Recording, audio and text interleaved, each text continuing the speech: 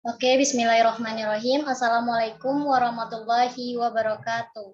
Waalaikumsalam warahmatullahi wabarakatuh. Waalaikumsalam. Baiklah teman-teman semua, selamat pagi. Pada kesempatan kali ini, kami dari kelompok 9 akan mempresentasikan hasil diskusi kami mengenai materi gerakan sosial dan lahirnya reformasi sebagai salah satu bentuk peristiwa sejarah politik Indonesia. Baiklah, sebelum memasuki materi, saya terlebih dahulu akan memperkenalkan anggota kelompok kami. Saya sendiri Dona Wista selaku moderator, dan rekan saya Sonia sebagai pemateri. Baiklah, langsung masuk kepada materi. Untuk materi akan dijelaskan oleh Sonia. Kepada Sonia kita persilakan.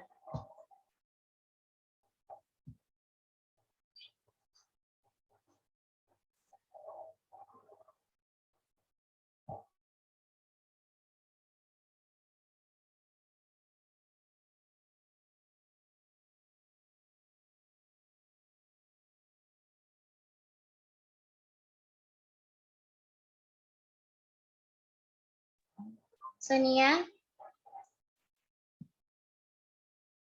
Iya, Dona. Langsung aja Sonia, langsung materinya. Udah Dona record. Ya Allah.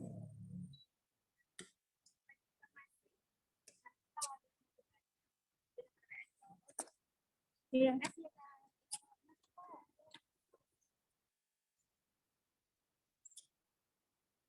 Pembahasannya ada 3 poin, yaitu agenda reformasi, strategi politik pasca kemerdekaan, masalah-masalah yang timbul pasca reformasi.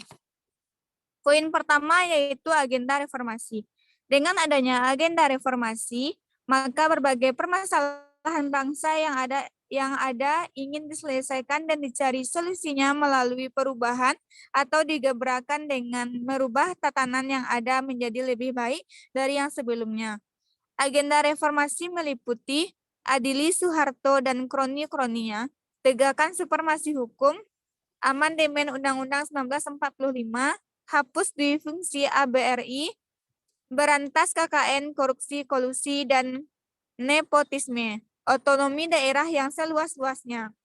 Agenda reformasi yang meliputi tuntutan para mahasiswa mencakup beberapa hal, seperti mengadili Soeharto dan kroni-kroninya, melaksanakan amandemen Undang-Undang 1945, menghapus duifungsi ABRI, melaksanakan otonomi daerah seluas-luasnya, menegakkan supremasi hukum, dan menciptakan pemerintahan yang bersih dan korupsi, kolusi, dan nepotisme.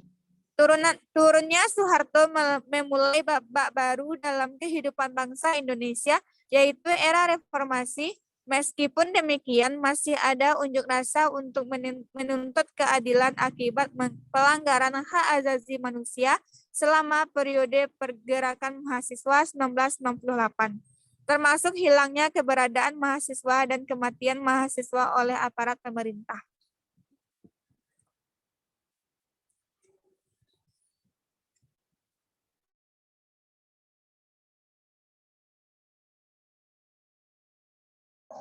Baiklah, untuk materi selanjutnya akan saya jelaskan, yaitu strategi politik pasca reformasi. Adapun pasca reformasi yang pertama yaitu peranan rakyat lebih nyata dalam hal reposisi sistem politik. Yang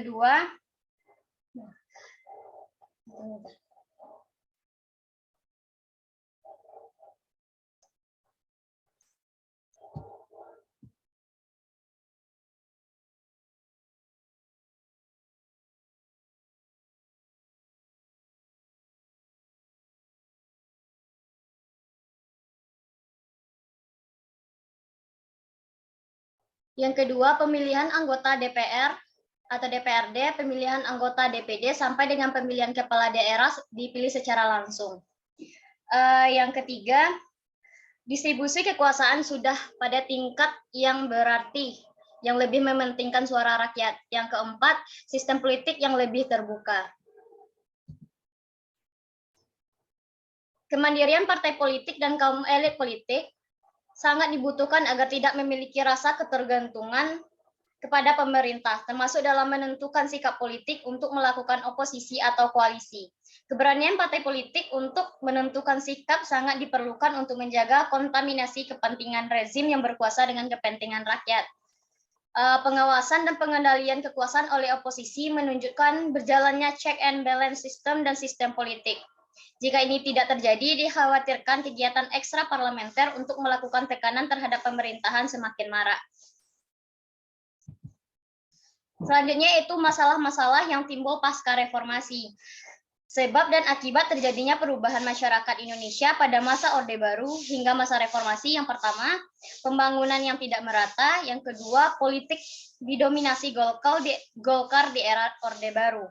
Terjadi 6 kali pemilihan umum yang selalu dimenangkan oleh partai golongan karya.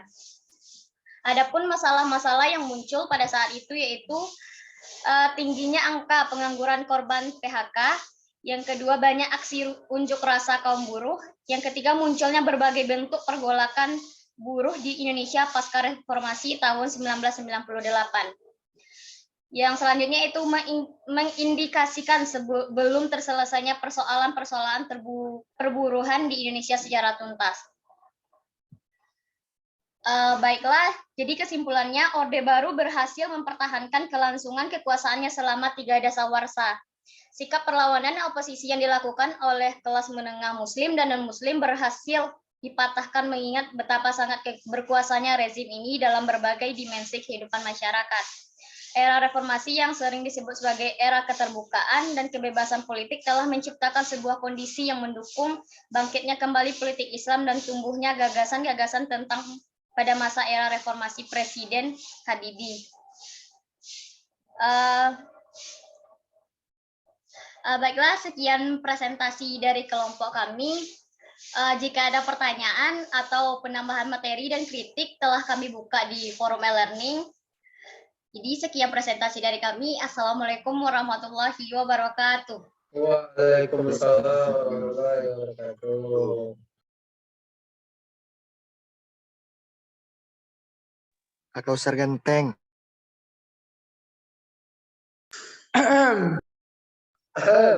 Masih direkam, wih. Oke, dan tutup ya teman-teman. Silakan.